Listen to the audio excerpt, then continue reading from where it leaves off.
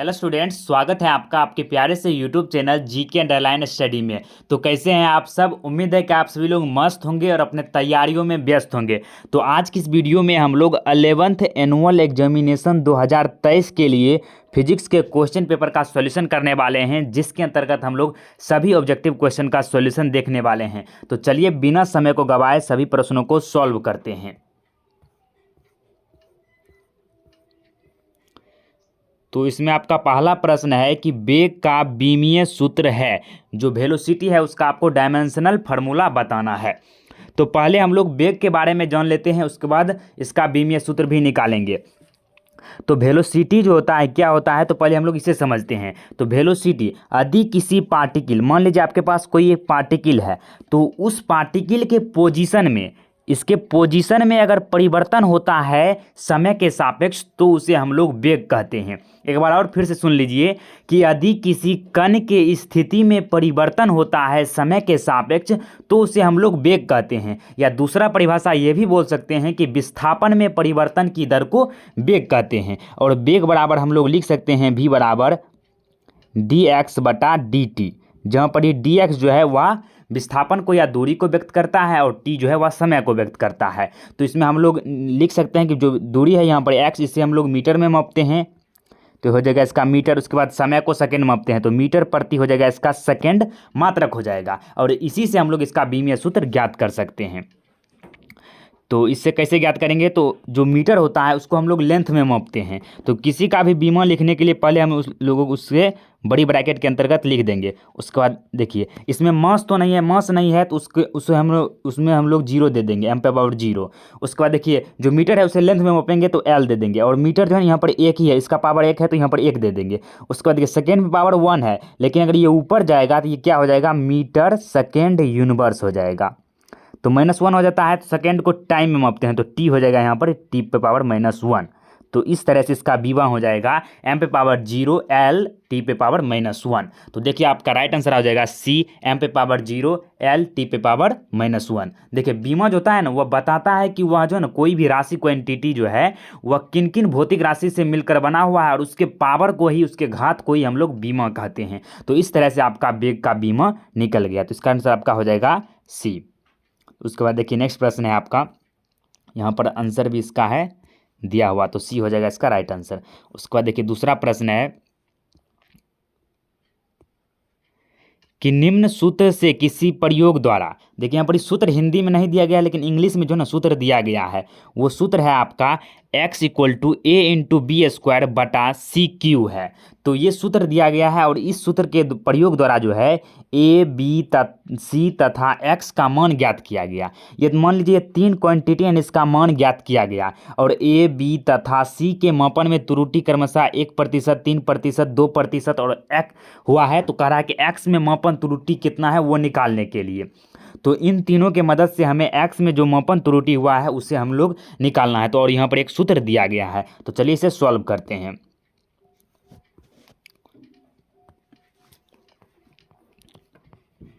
तो पहले हम लोग जो सूत्र दिया गया है वो लिख लेते हैं। x बराबर दिया गया है ab²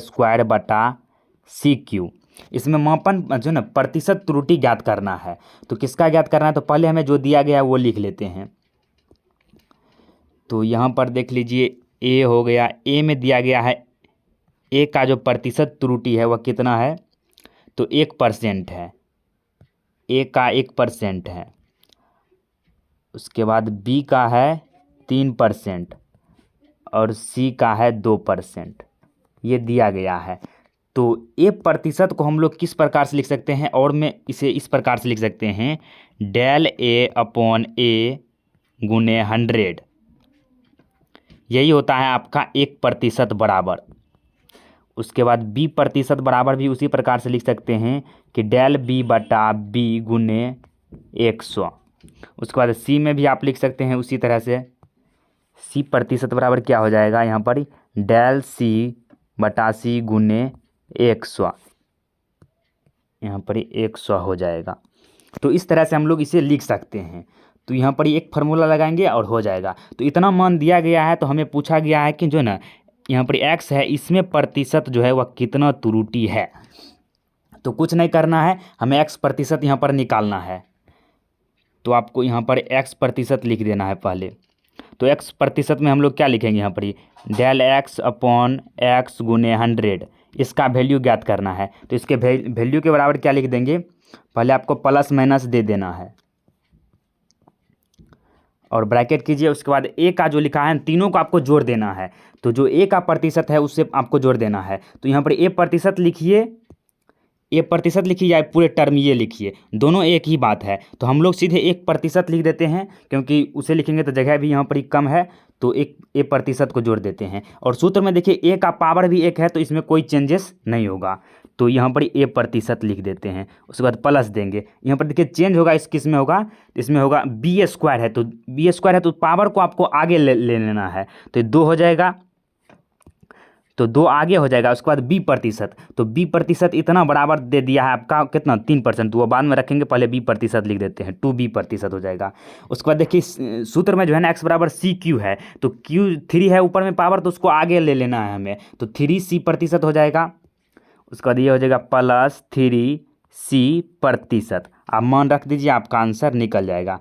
प्लस माइनस ए का दिया है 1%, उसके बाद 2 गुना ये दिया है बी का 3%, उसके बाद 3 गुना सी का दिया है 2%।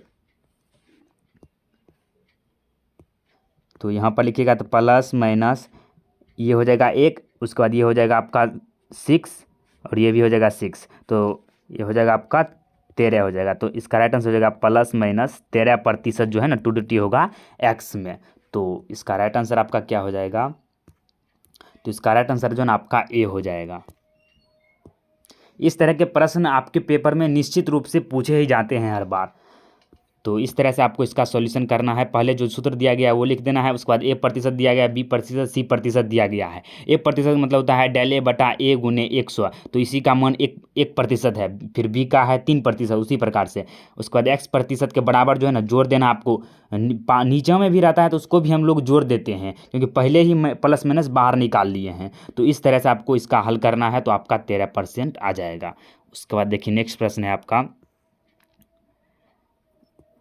3 नंबर का क्या कह रहा है प्रश्न, कि एक पिंड अनंत से पृथ्वी की ओर गिरती है, पृथ्वी को स्पर्श करने के पूर्व इसका वेग होगा जब पृथ्वी की त्रिज्या r हो। तो यहाँ पर मान लीजिए कि ये अनंत है, ये इसको अनंत मान लेते हैं, और यहाँ पर जो है ये जो है ना आपका एक पृथ्वी है जिसकी त्रिज्या r दिया गया है, और अनंत से कोई वस्तु पृथ्वी के सतह पर गिरता है, तो इसका वेग क्या होगा। तो पलायन वेग होता है इसमें, और पलायन वेग का सूत्र ही होता है v बराबर √2g। यहाँ पर g गुरुत्वीय त्वरण हो जाएगा, और इसका त्रिज्या r कह रहा है लेने के लिए, तो r से गुना कर देंगे इसमें। तो आपका राइट आंसर क्या हो जाएगा, इसमें हो जाएगा v इक्वल टू √2gr, तो b हो जाएगा इसका आंसर। उसके बाद देखिए नेक्स्ट है आपका 4था नंबर का सवाल, कि जब किसी सिस्टम पर क्रियाशील बल का आघूर्ण शून्य हो तो निम्न में से कौन अचर होगा। जब देखिए कोई सिस्टम है उस पर जो है ना बल आघूर्ण, टॉर्क का वैल्यू जब होता है, टॉर्क का वैल्यू शून्य हो जाता है, तो उसमें कोणीय संवेग जो होता है ना वह भी शून्य हो जाता है। वह शून्य नहीं, सॉरी, वह अचर रहता है। एक तरह से शून्य भी बोल सकते हैं, वह अचर रहता है, अपरिवर्तित रहता है, कांस्टेंट रहता है। तो इसका राइट आंसर हो जाएगा आपका एंगुलर मोमेंटम। यहाँ पर देखिए वेग लिखा गया है, लेकिन यहाँ पर होगा आपका संवेग, कोणीय संवेग। कोणीय संवेग अपरिवर्तित रहता है, अचर रहता है जब बलाघूर्ण शून्य होता है। उसके बाद देखिए नेक्स्ट है आपका,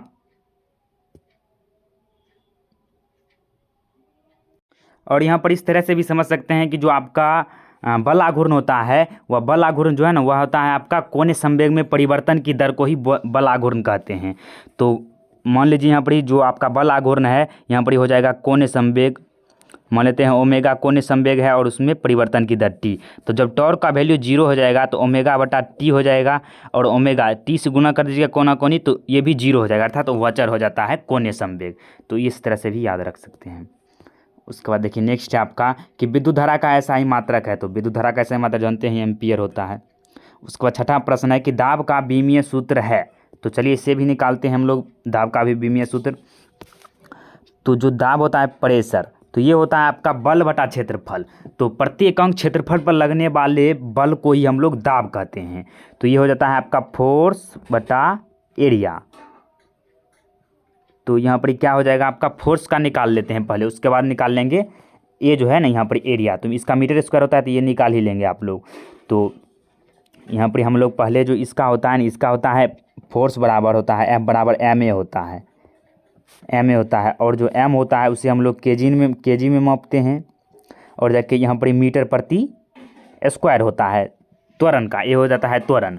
तो केजी को हम लोग किस में मापेंगे, मास में माप लेंगे। तो ये हो जाएगा आपका m पे पावर 1 हो जाएगा। m 1 को नहीं भी लिखेगा तो कोई दिक्कत नहीं। उसके बाद मीटर है, मीटर को लेंथ मापेंगे और सेकेंड ऊपर जाएगा तो -2 हो जाएगा। तो माइनस हो जाएगा, mLT पे पावर -2 हो जाता है।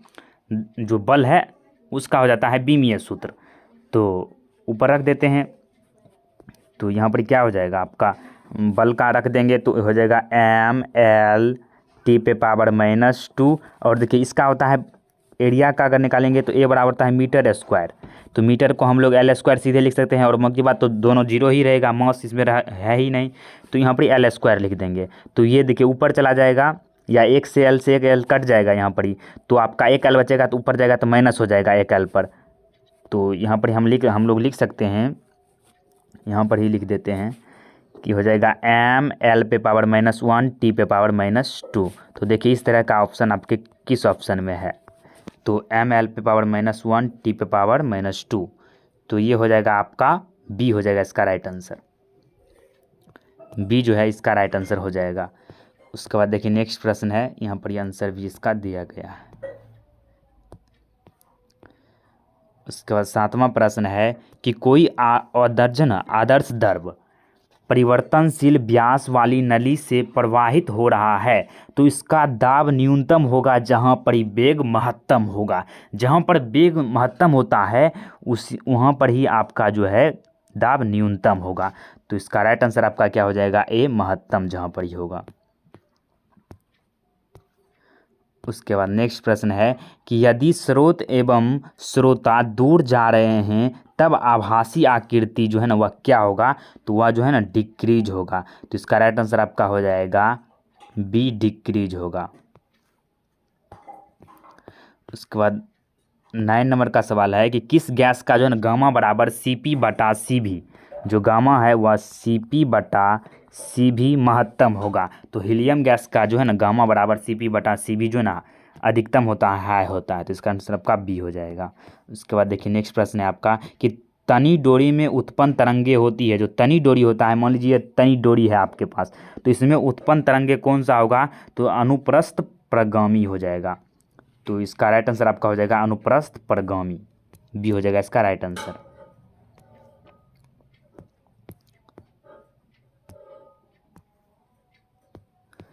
उसके बाद 11 नंबर का सवाल क्या कह रहा है कि यदि सरल लोलक की लंबाई 4 गुनी, यहाँ पर देखिए सरल लोलक की लंबाई यहाँ पर देखिए इंग्लिश में 4 टाइम्स है, 4 लंबाई जो है वह 4 गुनी कर दी जाए तब आवृत्ति होगा।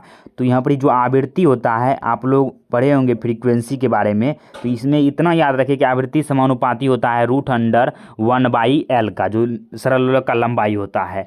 तो यहाँ से निकाल सकते हैं 4 गुना हो जाएगा लंबाई, तो समानुपाती दीजिए 1 बटा हो जाएगा 4, इसे रूट में कर दीजिए तो निकल जाएगा 1/2। 4 जो है ना 2 का स्क्वायर है तो निकल जाएगा आपका 1/2, मतलब आधा हो जाता है। इसका आंसर आपका बी हो जाएगा। उसके बाद देखिए नेक्स्ट प्रश्न है आपका कि अनुनाद में दोलन का जो है ना आयाम होता है। तो अनुनाद में दोलन का आयाम जो है वह महत्तम होता है। तो इसका आंसर आपका बी हो जाएगा महत्तम। उसके बाद नेक्स्ट प्रश्न है कि STP पर, मतलब साधारण ताप दाब पर, सिंपल टेम्परेचर एंड प्रेशर पर जो है 64 ग्राम ऑक्सीजन में अणुओं की संख्या है। अणुओं की संख्या मतलब मोल की संख्या। तो मोल बराबर हम लोग जानते हैं क्या होता है, गिवन मोल बटे टोटल मोल। तो इसमें कहा है गिवन मोल दिया है आपके पास 64 ग्राम, और इसका गिवन मोल बटे इसका मोलर मास कहिए या टोटल मोल कहिए। तो और ऑक्सीजन का कितना होता है, तो ऑक्सीजन का होता है आपके पास 8 दूना 16, इसका 16 होता है परमाणु द्रव्यमान। तो परमाणु द्रव्यमान या अणुभार, यही हो गया ऑक्सीजन का मोलर मास। तो ये हो जाएगा आपका 16। तो गिवन मास बटे मोलर मास कीजिए या टोटल मास कीजिए, तो ये हो जाएगा आपका 16 गुना 4, तो 64 हो जाएगा, और इसका हो जाएगा 4 मोल। इसका आंसर आपका हो जाएगा 4 मोल। तो डी हो जाएगा इसका राइट आंसर। उसके बाद नेक्स्ट है आपका कि 20 डिग्री सेल्सियस वातावरण में जो है 60 डिग्री सेल्सियस, यहाँ पर देख लेते हैं, थोड़ा सा रुक जाइए। देखिए यहाँ पर क्या कहा गया प्रश्न, हमें लगा कि रिकॉर्डिंग नहीं हो रहा है इसीलिए देख लिए एक बारी। तो 20 डिग्री सेल्सियस वातावरण में जो है 70 डिग्री सेल्सियस से 60 डिग्री सेल्सियस ठंडा होने में 5 मिनट का समय लेता है। तो कह रहा है कि 20 डिग्री सेल्सियस से 50 डिग्री सेल्सियस ठंडा होने में कितना समय लगेगा। तो यहाँ पर ये न्यूटन का शीतलन नियम लगाइए, आपका सारा काम खत्म हो जाएगा। तो चलिए इसे हम लोग सॉल्व करते हैं। तो पहले हम लोग क्या करेंगे, यहाँ पर ही देख लीजिए कि न्यूटन का शीतलन नियम लिख देते हैं। तो ये होता है आपका डी थीटा बटा डी टी इक्वल टू होता है के into T minus T note. और यहाँ पर जो डी थीटा है, डी थीटा का भी मतलब जो है ना वातावरण का टेम्परेचर यहाँ पर 20 डिग्री सेल्सियस है। तो डी थीटा का मान यहाँ पर आपको दे दिया गया है 20 डिग्री सेल्सियस, ये दोनों के लिए होगा। तो पहले वाला में हम लोग प्रारंभिक में निकाल कर इसमें रख कर के का मान निकाल लेंगे, उसके बाद इसमें रख कर हम लोग टाइम निकाल लेंगे। अगले वाला में टाइम कह रहा है निकालने के लिए, तो निकाल लेंगे।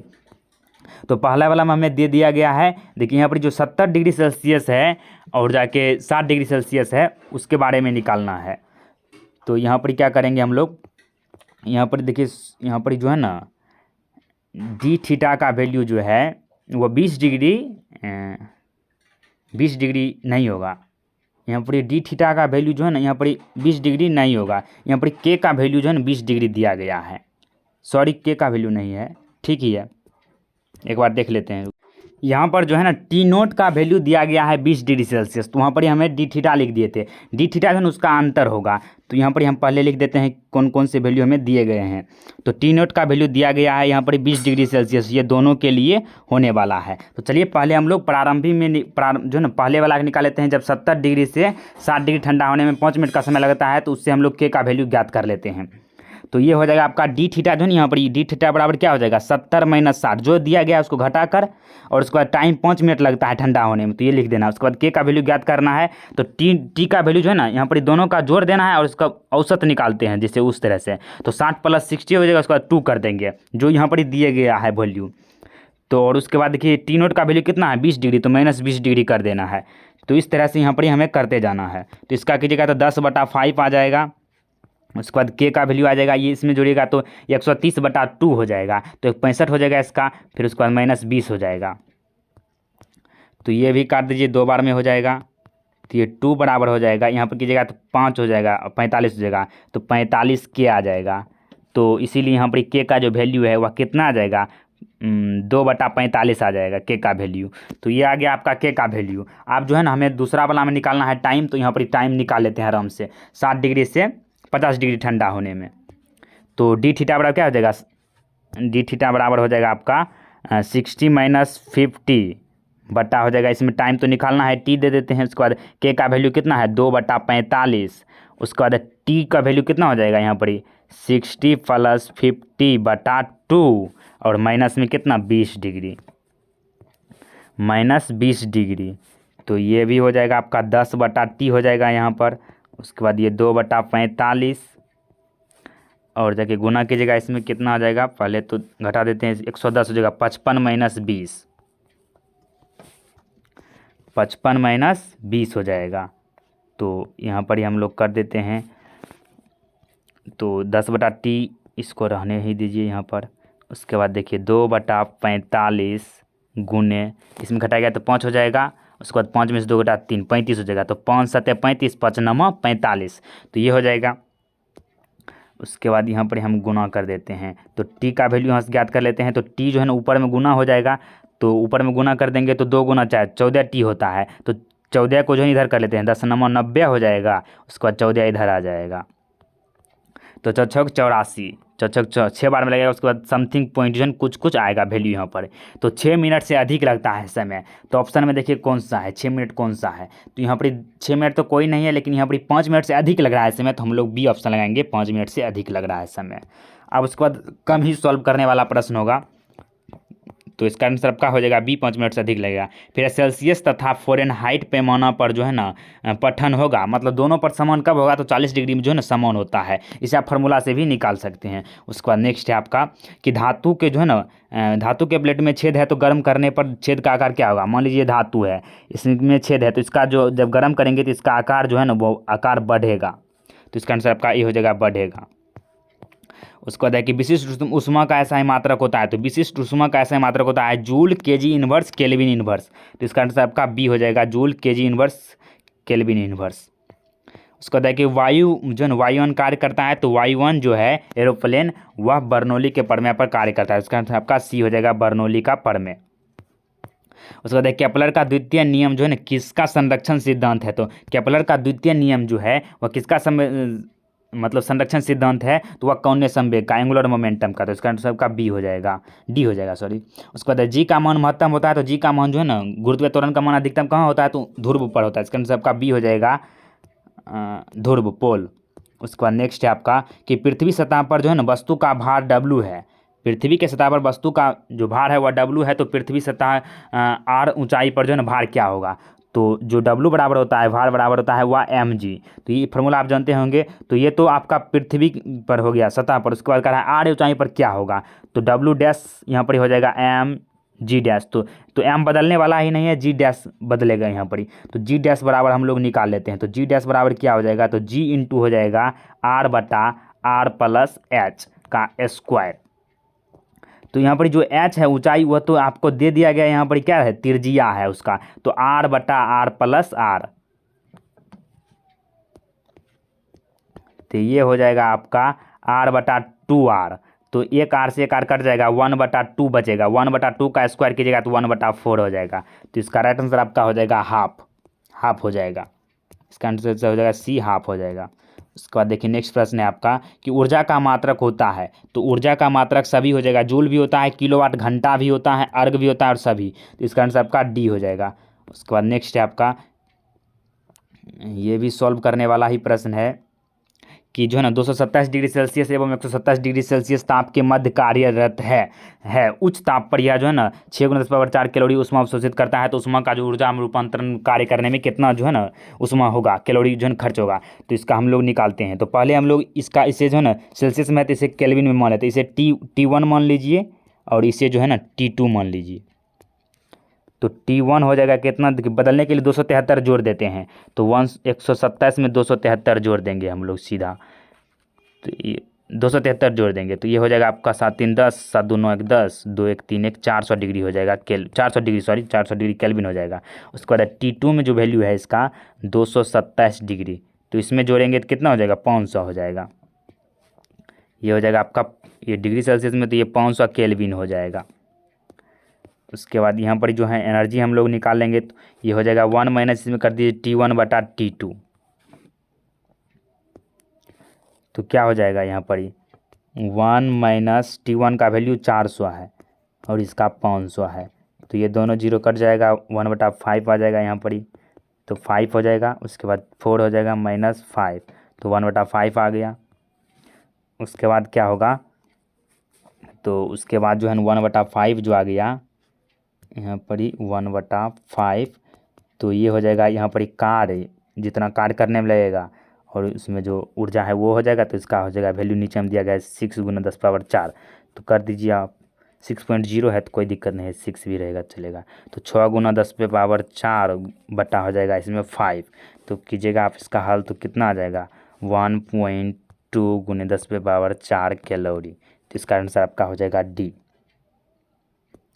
एक बार देख लीजिए किसका आंसर हो जाएगा आपका डी। उसके बाद देखिए नेक्स्ट है आपका 24 नंबर का प्रश्न है कि if R is the molar gas constant, जो आर है वह मोलर गैस कांस्टेंट है। तो कह रहा है कि सी भी इज इक्वल टू क्या होगा, जब यहाँ पर आपको गामा बराबर दिया गया है। तो यहाँ पर देखिए गामा बराबर क्या दिया गया है, CP/CV। तो यहाँ पर हमें CV इक्वल टू क्या होगा वो यहाँ पर ज्ञात करना है।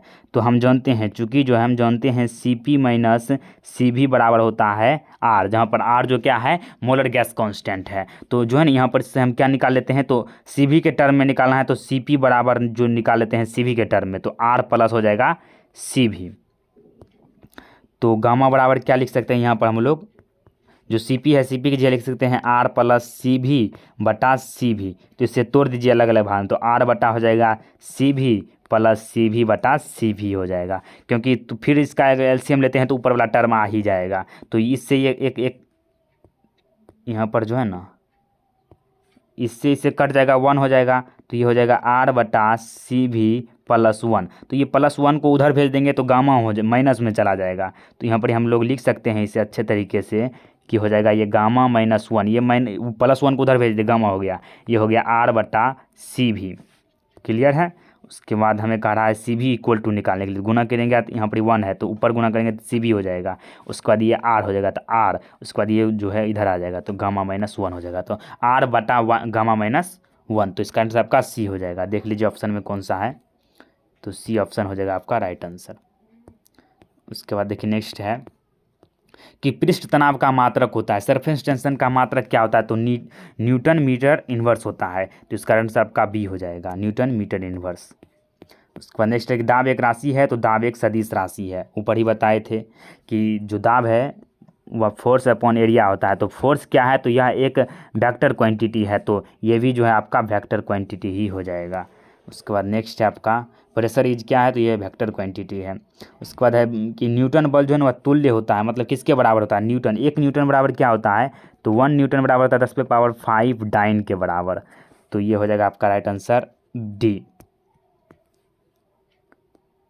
ऊपर में डी चला गया है, तो इस तरह से आपका राइट आंसर डी हो जाएगा। उसके बाद देखिए नेक्स्ट है कि एक घन का द्रव्यमान एवं भुजा जो है ना, भुजा की माप में क्रमशः त्रुटि 3% और 2% दिया गया है। तो कह रहा है घनत्व की माप का जो है ना अधिकतम त्रुटि होगी। तो ऊपर जो 2 नंबर का सवाल हल किए थे उसी तरह से ये भी बनने वाला है। तो मान लेते हैं डिस्टेंस जो डी है वह यहाँ पर देखिए होता है डिस्टेंस, घनत्व क्या होता है, तो घनत्व जो है वह द्रव्यमान बटे आयतन होता है। फार्मूला ही सीधे चलिए, द्रव्यमान और घनत्व जो है ना आयतन के अनुपात को ही हम लोग घनत्व कहते हैं। तो ये जगह द्रव्यमान को मास में माप लेते हैं, तो और इसका जो वॉल्यूम हो जाएगा भी हो जाएगा। तो कह रहा है कि भुजा, एक भुजा है, तो भुजा जो है ना यहाँ पर आयतन बराबर होता है लंबाई गुने चौड़ाई गुने ऊंचाई। तो भुजा ए दिया गया है मान लीजिए, तो ए गुने ए तीनों सेम ही है, भुजा ऊंचाई लंबाई सब कुछ सेम ही होता है। तो यहाँ पर हो जाएगा ए क्यू, आपका क्या हो जाएगा यहाँ पर ए क्यू हो जाएगा। तो यहाँ पर जो वॉल्यूम है इसका वॉल्यूम कितना हो जाएगा, तो आपका ए क्यू हो जाएगा, क्योंकि इस तरह से निकालेंगे तो ए क्यू हो जाएगा। तो यहाँ पर ए क्यू ही लिख देते हैं हम लोग, जो है ए क्यू ही लिखना उचित रहेगा। तो ए क्यू लिख देते हैं। तो कह रहा है कि इसका अधिकतम त्रुटि क्या होगा, तो इसी फार्मूला से निकाल लेते हैं आराम से। तो एम का जो है ना प्रतिशत यहाँ पर ही दिया गया है, क्या दिया गया है, तो जो एम का प्रतिशत है वह कितना है, यहाँ पर देख लेते हैं एक बार, 3% और है। तो ये हो जाएगा आपका पहला का 3%। उसके बाद है आपका ए क्यू है, तो 3 बाहर कर दीजिए। उसके बाद ए का परसेंट कितना है, तो 2% है, 3 गुना 2 हो जाएगा, 3 + 6 = 9 हो जाएगा, ±9%। तो इसका आंसर आपका डी हो जाएगा 9%, क्योंकि ऊपर ही बता चुके थे इस तरह के सवाल कि जो है ना एम प्रतिशत बराबर क्या लिख सकते हैं, डेल एम बटा एम गुने 100। तो इसी का वैल्यू आपका 3% दिया गया है, तो उसी तरह से बना लेंगे। तो इसका आंसर आपका 9 हो जाएगा, ऊपर देख लीजिए। उसके बाद देखिए नेक्स्ट प्रश्न है आपका 29 नंबर का कि बलयुग्म उत्पन्न करता है। तो बलयुग्म जो है वह घूर्णन गति उत्पन्न करता है। तो इसका आंसर आपका हो जाएगा बी, घूर्णन गति। उसके बाद नेक्स्ट है कि किलोवाट आवर जो है वह किसकी इकाई है। तो किलोवाट आवर जो है यहाँ पर आवर लग गया, तो आवर लगेगा तो वह शक्ति का मात्रक हो जाता है। इसका आंसर आपका बी हो जाएगा, शक्ति, पावर का मात्रक। उसके बाद देखिए नेक्स्ट है कि 31 नंबर का क्या प्रश्न कह रहा है कि किसी कण का जो है एक्स दिशा में विस्थापन x बराबर a + bt + ct है। तो कण का त्वरण ज्ञात करने के लिए देखिए यहाँ पर हमें जो है ना x बराबर दे दिया गया है, क्या दिया गया है, तो a + bt + ct। तो यहाँ पर c जो है ना वह चर है, चर राशि, और a b c जो है ना ये कांस्टेंट है। तो ये तो कांस्टेंट, इसका डिफ्रेंसिएशन देखिए, अगर विस्थापन का एक बार डिफ्रेंशिएशन करेंगे तो हम लोगों को वेग मिल जाएगा, फिर वेग का करेंगे तो त्वरण मिल जाएगा। इसका मतलब इसमें डबल जो है ना डिफ्रेंशिएशन हो जाएगा, उसके बाद हमें त्वरण प्राप्त हो जाएगा। तो इसका करेंगे तो ये हो जाएगा आपका dx/dt कर देंगे यहाँ पर ही, तो ये d हो जाएगा, और इसे dt के रिस्पेक्ट में कर देते हैं पहले। तो पहला का था 0 हो जाएगा, एक कांस्टेंट का 0 होता है। उसके बाद bt में जो है ना t का 1 हो जाता है, तो b हो जाएगा, b+ हो जाएगा इसमें c। तो बी प्लस सी हो जाएगा।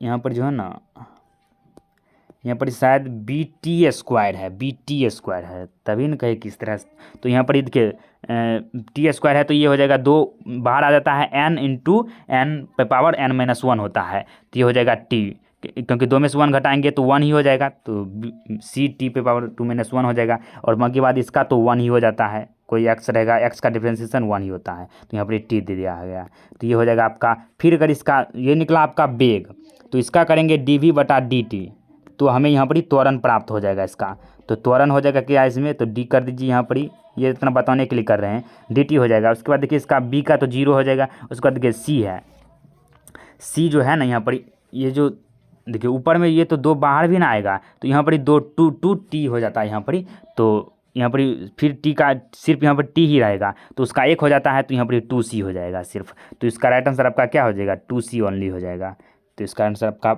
डी हो जाएगा। उसके बाद देखिए नेक्स्ट प्रश्न है कि जल का जो है क्वथनांक केल्विन में कितना होता है, तो जल का क्वथनांक जो है केल्विन में कितना होगा, तो जल जो है ना क्वथनांक किसे कहते हैं, तो जो जब जिस ताप पर जो है ना जल उबलना प्रारंभ करता है उसी ताप को हम लोग जल का क्वथनांक कहते हैं। तो H2O का जो बॉइलिंग पॉइंट होगा, H2O का बॉइलिंग पॉइंट या हो जाएगा 100 डिग्री सेल्सियस, तो इसे हम लोग केल्विन में बदल देंगे, तो 100 प्लस 273 जोड़ देते हैं, 273.15 होता है, लेकिन 273 ही एवरेज में जोड़ेंगे तो 373 हो जाएगा, 100 जोड़ देंगे, तो इसका आंसर आपका हो जाएगा 373 केल्विन। उसके बाद देखिए नेक्स्ट है आपका कि 0 डिग्री सेल्सियस केल्विन में कितना मान के बराबर होता है, तो ये 273.15 केल्विन के बराबर होता है, इसका आंसर आपका हो जाएगा ए, तो क्या हो जाएगा इसका आंसर आपका ए हो जाएगा। उसके बाद देखिए नेक्स्ट है आपका कि जड़त्व आघूर्ण का एसआई मात्रक क्या होता है, जड़त्व आघूर्ण का जो एसआई मात्रक है वह क्या होगा, तो किलोग्राम मीटर स्क्वायर होता है, इसका आंसर आपका सी हो जाएगा। उसके बाद देखिए नेक्स्ट है कि जो है प्रत्यास्था जो है ना का गुणक का बीमीय सूत्र क्या होता है, तो जो दाब का होता है वही प्रत्यास्था का होता है, तो ऊपर ही निकाल चुके हैं एम एल पे पावर माइनस वन टी पे पावर माइनस टू, तो इसका आंसर आपका ये हो जाएगा M L power minus one T power minus two. उसके बाद देखिए नेक्स्ट है आपका कि जो है ना चोर अपने सिर पर जो है 30 केजी द्रव्यमान का जो है ना एक बॉक्स रखकर एक भवन से कूदता है, तो कूदने के दौरान वह अनुभूत भार क्या होगा। मान लीजिए ये बिल्डिंग है आपके पास, यहाँ पर एक चोर बैठा हुआ है, क्या किया है, ये 30 केजी का एक पोटरी मानिए उठा लिया है और इससे कूदता है यहाँ पर, तो यह कितना भार का अनुभव करेगा वो हमको बताना है। तो भार बराबर डब्लू बराबर हम लोग जानते हैं क्या होता है, तो डब्लू बराबर होता है एम जी, तो यहाँ पर डब्लू जो है ना एम का वैल्यू 30 केजी है और जी का वैल्यू तो 10 मान लेते हैं, ऐसे ही एवरेज में गुरुत्वीय त्वरण का मान, तो 30 गुना 10 करेंगे तो 300 हो जाएगा न्यूटन, तो 300 न्यूटन हो जाएगा इसका राइट आंसर। देखिए लेकिन 300 से अधिक होगा, यहाँ पर जो राइट आंसर आपका 300 से अधिक होगा, क्यों अधिक होगा, क्योंकि चोर कूदेगा तो उसका भी तो कुछ द्रव्यमान है, वो भी कूदेगा तो उसको भी तो भार का अनुभव होगा उससे, तो इसमें 300 से अधिक ही होगा, तो इसका आंसर आपका सी हो जाएगा 300 से अधिक। उसके बाद देखिए नेक्स्ट प्रश्न है आपका कि 100 नैनोमीटर जो है स्प्रिंग, यहाँ पर स्प्रिंग जो है ना 2 सेंटीमीटर दबाया जाता है तो संचित ऊर्जा क्या होगा। यहाँ पर देख लेते हैं, देखिए मात्रक में थोड़ा सा देख लेते हैं यहाँ क्या है मात्रक इसका, तो जो इसका मात्रक है आपके सामने न्यूटन मीटर यूनिवर्स है, यहाँ सोचें तब ना कि थोड़ा सा गलत हो गया, न्यूटन मीटर यूनिवर्स है, थोड़ा सा टाइपिंग गलत हो गया, यहाँ पर स्प्रिंग होगा, अब बाकी बात सब कुछ ठीक है। तो दबाया जाता है संचित ऊर्जा का मान क्या होगा, तो ऊर्जा बराबर क्या हो जाएगा यहाँ पर ही, तो ऊर्जा का मान हम लोग अच्छे तरीके से निकाल सकते हैं कि ई बराबर हो जाएगा आपका हाफ के एक्स स्क्वायर, तो के का वैल्यू 100 न्यूटन दिया गया है तो हाफ हो जाएगा। उसके बाद के का वैल्यू 100 है, उसके बाद एक्स का वैल्यू जो है यहाँ पर 2 सेंटीमीटर है, तो 2 सेंटीमीटर को मीटर में बदलेंगे तो 0.02 मीटर हो जाएगा, क्योंकि हम 2 को हम 100 से भाग दे देंगे, 2 को 2/100 कर दीजिए, उसके बाद निकल जाएगा आपका, तो 0.02, तो 0.02 का स्क्वायर है तो इसको 2 बार लिख देते हैं, आसानी रहेगा देखने में। तो इस तरह से क्या हो जाएगा, यहाँ पर देखिए 100 हो जाएगा, बटा हम कर दीजिए, तो 100 से 100 ये तेल लेने चला जाएगा, फिर ये 2 से 2 चला जाएगा तेल लेने, तो 0.02 फाइनली बच जाता है, इसका आंसर का क्या हो जाएगा 0.02 जूल हो जाएगा, तो बी हो जाएगा इसका राइट आंसर, क्या हो जाएगा बी हो जाएगा इसका राइट आंसर। उसके बाद नेक्स्ट है आपका कि जब एक गतिशील वस्तु पर बल लगाने से वेग ह्रास उत्पन्न करता है तो वह वस्तु स्थिर हो जाता है, तो कार्य क्या होगा, तो वह ऋणात्मक हो जाएगा, तो इसका जो राइट आंसर आपका हो जाएगा बी ऋणात्मक हो जाएगा। जब एक गतिशील वस्तु है, मान लीजिए गति में है और इसे एकाएक रोक देते हैं, मतलब इसके वेग में ह्रास होने लगता है, तो उसका जो स्थिर हो जाता है तो उसका जो कार्य होता है वर्क डन वह क्या हो जाएगा, तो वह ऋणात्मक हो जाएगा। इसका आंसर आपका बी हो जाएगा। उसके बाद लास्ट का प्रश्न है अंतिम का, कि आदर्श गैस का दाब जो है ना प्रेशर पी है और जाके यहाँ पर और जो है माध्य गतिज ऊर्जा जो है वह ई में संबंध क्या होगा। तो पी बराबर होता है 2/3 गुने एनर्जी। तो इसका आंसर आपका बी हो जाएगा, 2/3 गुने एनर्जी। तो इसका आंसर आपका क्या हो जाएगा, सी हो जाएगा। तो इस तरह से जो है ना आपका पूरा ऑब्जेक्टिव क्वेश्चन समाप्त होता है। आशा है कि आपको पूरा समझ में आया होगा। तो इसी तरह का और भी वीडियो आने वाला है, आपके क्वेश्चन पेपर का भी सॉल्यूशन देने वाले हैं जब आपके ओरिजिनल क्वेश्चन पेपर आ जाएंगे। तो ये तो प्रीवियस ईयर के क्वेश्चन थे। तो चलिए बिना समय को गवाए वीडियो को जो है ना ख़त्म करते हैं। उससे पहले एक छोटा सा रिक्वेस्ट है कि अगर आप चैनल पर पहली बार आए हैं तो प्लीज़ चैनल को सब्सक्राइब कर ले और इस वीडियो के लिए एक लाइक कर दे और एक कमेंट प्यारा सा जरूर करें, SLC कर दे। उसके बाद मिलते हैं अगली वीडियो में, तब तक के लिए जय हिंद जय भारत।